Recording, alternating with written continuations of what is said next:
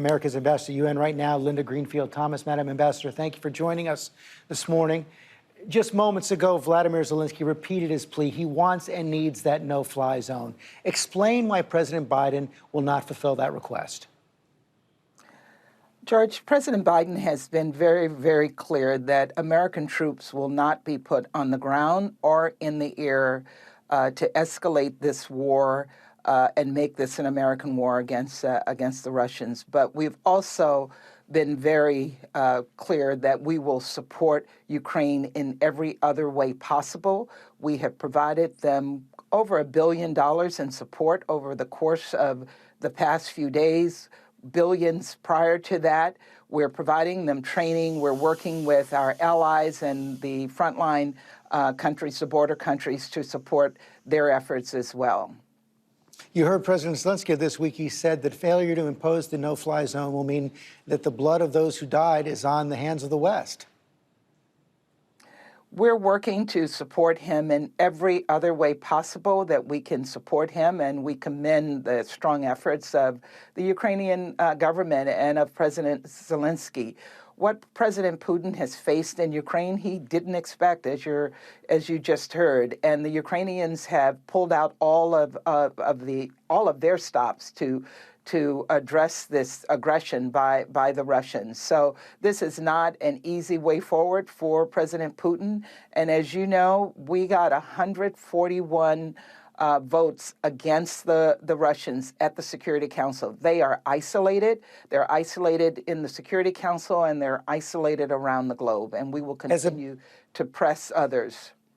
As a backup, you saw President Zelensky in a Zoom with members of Congress yesterday say that he needs fighter jets. And one of the plans that supposedly is in the works is that he would get those fighter jets, Soviet-era fighter jets, from Poland, other Eastern European nations. The United States would replace those jets in Poland and those Eastern European nations with American jets. Is that on the table? Is that going to happen? We have been in close consultations with the Polish government as well as with our other NATO allies on this issue. We have not in any way opposed the Polish government providing these jets to Ukraine, and we're working, as you noted, to see how we can backfill for them. Could U.S. jets be provided to Poland and those nations? We're still in discussions with the Poles on that issue. You're also seeing increasing calls from Congress for tougher sanctions, including the banning of oil imports from Russia. The leading members of even the Democrats in Congress now calling for that, like Senator Dick Durbin. Is that something that is now on the table? Look, I am really delighted at the bipartisan attention this issue is getting on the Hill, and we're working closely with them. I'm speaking to members of Congress on a regular basis, as well as others in the administration, to see how our unified voice in the United States can be used to put added pressure on the Russians. So is that a yes? Banning oil imports could come soon?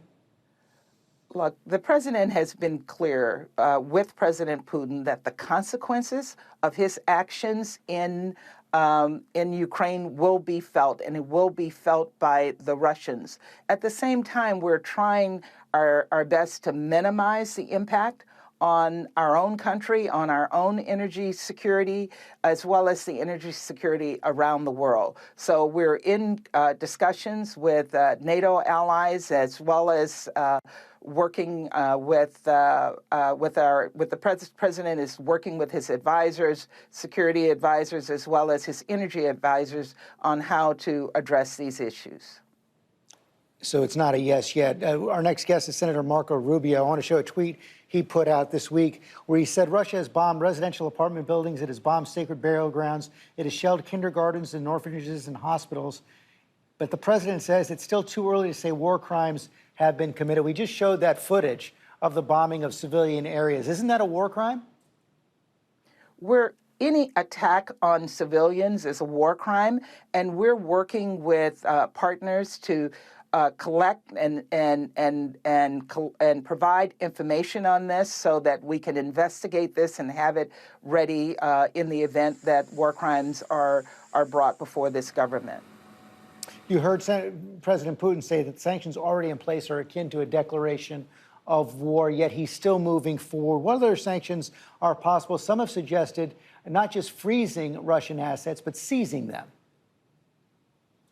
Well, as you know, some assets have been seized in Europe. Many of the oligarchs have seen their crews, their properties seized in Europe, and we're continuing to discuss with European colleagues how we can impose more sanctions and ensure that they're felt by the Russian people. We've seen the impact already of some of these sanctions. As you know, the ruble is worth less than a penny right now.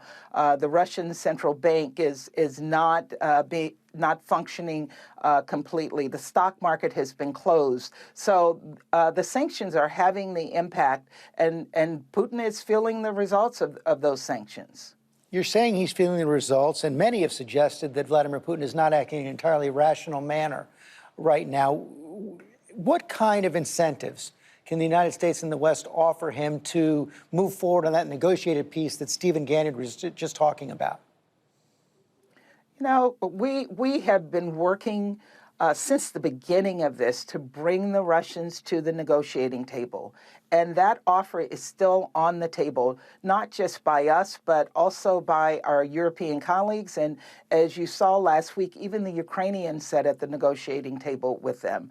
Putin has made the decision that he wants to continue with confrontation, with escalation, with attacks on civilians, and to move forward in this war that Russia is feeling as much as anyone. We're seeing that hundreds of Russian troops are being killed every day. Russians are demonstrating in the streets against this. So clearly, President Putin is feeling the consequences of his actions, but I can't explain why he has continued to move forward in the aggressive way that he's continuing to do in Ukraine. Madam Ambassador, thanks for your time this morning. Hi, everyone. George Stephanopoulos here. Thanks for checking out the ABC News YouTube channel. If you'd like to get more videos, show highlights, and watch live event coverage, click on the right over here to subscribe to our channel. And don't forget to download the ABC News app for breaking news alerts. Thanks for watching.